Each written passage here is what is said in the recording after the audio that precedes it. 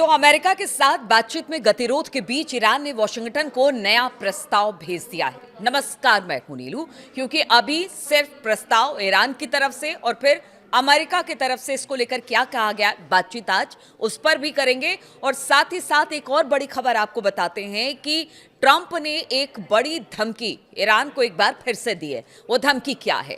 तो एक्सियोस की रिपोर्ट के अनुसार इस प्रस्ताव में जो कि ईरान ने अमेरिका को भेजी है, उसमें हॉर्मुज जो स्ट्रीट है उसको खोलने और युद्ध को खत्म करने की पेशकश की गई है।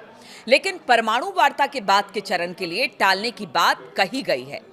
यानी परमाणु वार्ता को बाद के चरण के लिए टालने की, यानी कि इसमें अभी बातचीत नहीं बन रही है, इसलिए कहा जा रहा है कि फिलहाल तो इसे टाल दिया जाए, बाद में देखेंगे, इस पर बातचीत करेंगे।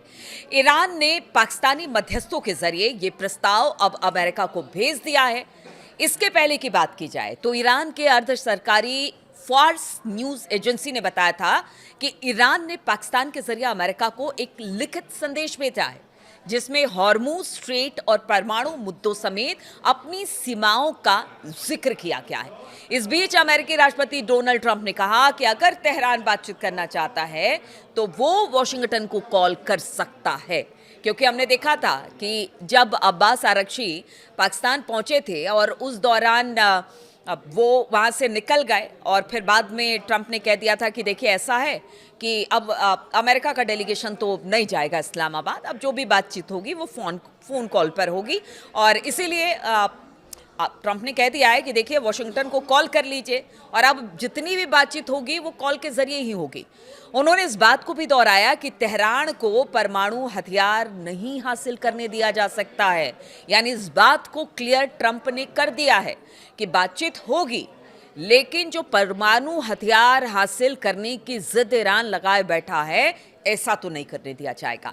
और इसके साथ ही ट्रंप ने ईरान को एक चेतावनी भी दे दी जिसमें कहा कि 3 दिनों में उसकी तेल पाइपलाइनें फट सकती हैं। तेल पाइपलाइनें फट सकती हैं, इसका मतलब क्या है? तो वो इसके पीछे बता रहे हैं कि इसके पीछे एक वैज्ञानिक कारण है। अब ट्रंप का वो वैज्ञानिक कारण भी आप सुनिए।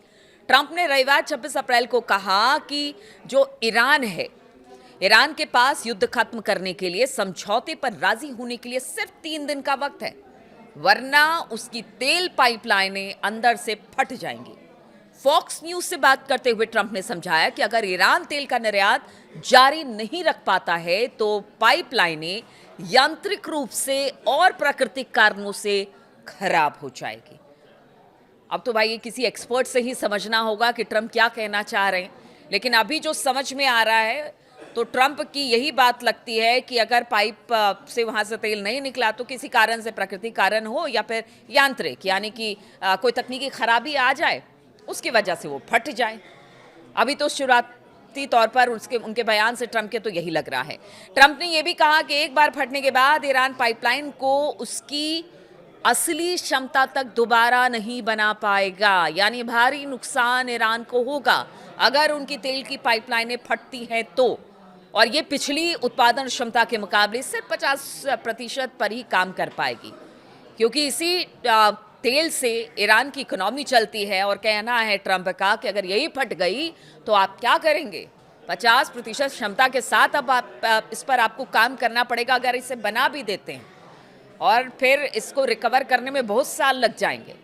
इंटरव्यू में ट्रंप ने कहा कि अगर ईरान बातचीत करना चाहता है तो अमेरिका से संपर्क कर सकता है। ट्रंप ने कहा कि अगर वो बात करना चाहते हैं या फिर किसी तरह से संपर्क करना चाहते हैं तो आप हमें फ़ोन लाइन पर कॉल कर सकते हैं। हमारा फ़ोन हमेशा से मौजूद है, हमारे पास अच्छी और सुरक्षित लाइनें हैं। और इसके पहले ट्रंप ने वॉशिंगटन के वार्ताकारों स्टीव विटकॉफ और जेरेड कुशनर की इस्लामाबाद यात्रा का जो था वो आखिरी समय में उसे रद्द कर दिया था। ये हमने भी देखा था, जिससे संकेत मिला कि अमेरिका ईरान के पिछले प्रस्ताव से संतुष्ट नहीं है। क्योंकि अब्बास आरगची पहुंचे थे, उन्होंने अपना प्रस्ताव पाकिस्तान को दिया था और फिर वहां से निकल गए थे फिर वो ओमान पहुंचे, वापस से इस्लामाबाद पहुंचे। तो बताया जा रहा है कि जिस तरह से अमेरिकी डेलीगेशन नहीं आया उसके पीछे एक कारण ट्रंप दे रहे हैं कि हमें उनका प्रस्ताव मंजूर नहीं है। अमेरिका का कहना है कि ईरान को कम से कम 1 दशक के लिए यूरेनियम का संवर्धन रोकना होगा, यानी यूरेनियम इनरिचमेंट रोकना पड़ेगा कम से कम 1 दशक यानी 10 सालों के लिए। और अपने मौजूदा भंडार को देश से बाहर भेजने की बात भी ट्रंप ने कही है ईरान को। उन्होंने कहा है, ट्रंप ने कहा है कि ईरान की यूरेनियम को लेने के लिए बल प्रयोग की भी उन्होंने बात की है कि देखिए अगर आप नहीं भेजेंगे या बनाना बंद नहीं करेंगे तो हमें ज़बरदस्ती आपसे यूरेनियम छीनना पड़ेगा। और ये भी खबर आ रही है कि क्या अब अमेरिका जो है, अगर बातचीत दूसरे दौर की नहीं होती है तो क्या अमेरिका जो है वो अपने सैनिक ईरान में उतारेगा, क्योंकि बल प्रयोग की बात अमेरिका कर रहा है। लेकिन ईरान ने चेता दिया है कि भाई आप देख लीजिए, जो भी करिए वो अपनी बुद्धि के अनुसार करिए, सोच समझ कर करिए, क्योंकि इसके परिणाम बहुत बुरे होंगे। रिपोर्ट में कहा गया कि ईरान के विदेश मंत्री अब्बास अराक्ची ने पिछले हफ्ते के आखिर में मध्यस्थों से कहा था कि अमेरिका की इन मांगों पर ईरानी नेतृत्व के भीतर कोई आम सहमति नहीं बनी है। यानी ईरान में एक धड़ा ये है, खासतौर पर अगर मुस्तफा खामनेई की बात की जाए, वो इन शर्तों को अमेरिका के मानने को तैयार नहीं है कि यूरेनियम इनरिचमेंट को बंद कर दिया जाएगा। साथ ही उन्होंने कहा कि देखिए, जो भी ट्रंप कह रहे हैं कि आप परमाणु कार्यक्रम को 10 साल के लिए आगे बढ़ा दीजिए, इस पर अभी सहमति नहीं बन पाई है। इसलिए शुरुआत में ही मैंने कहा कि उन्होंने कहा कि इसको आगे देखेंगे। फिलहाल अभी जो मौजूदा स्थिति है, खासतौर पर हॉर्मूज को लेकर, उस पर अगर बात बन जाती है तो सही है। तो साफ तौर से अब्बास अराक्ची भी, और अब्बास अराक्ची को भी हमने पीछे देखा है कि बिना मुस्तफा खामनेई या फिर IRGC के सहमति के बिना अब्बास अराक्ची वही बात रखते हैं जो मुस्तफा की तरफ से बात रखने को कहा जाता है। इसलिए वो कह रहे हैं कि जो बात अमेरिका कह रहा है, ईरान के नेतृत्व के भीतर कोई आम सहमति इसको लेकर नहीं बनी है। इसके पहले अगर रविवार की बात की जाए तो ईरानी विदेश मंत्री अब्बास अराक्ची एक बार फिर पाकिस्तान की राजधानी पहुंचे थे। अब्बास का ये 3 दिन में दूसरा दौरा है इस्लामाबाद का। उन्होंने पाकिस्तान के आर्मी चीफ वसीम मुनीर से मुलाकात की।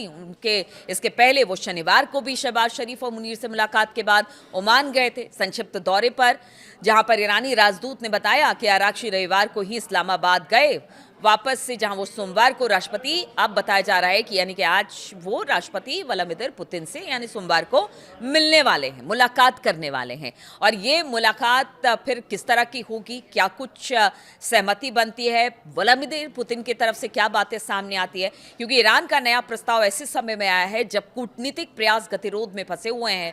वहीं ईरानी नेतृत्व इस बात पर बटा हुआ है कि परमाणु मामलों पर क्या रियायतें दी जानी चाहिए, मतलब किस तरह की बातचीत परमाणु कार्यक्रम को लेकर हो, इस पर अभी कोई राय नहीं बन पाई है। ईरान का यह प्रस्ताव इस मुद्दे को दरकिनार करते हुए एक 30 समझौते की राह खोल सकता है। और इस बीच जानकार मानते हैं कि अमेरिका और ईरान के बीच समझौते की संभावना बन रही है।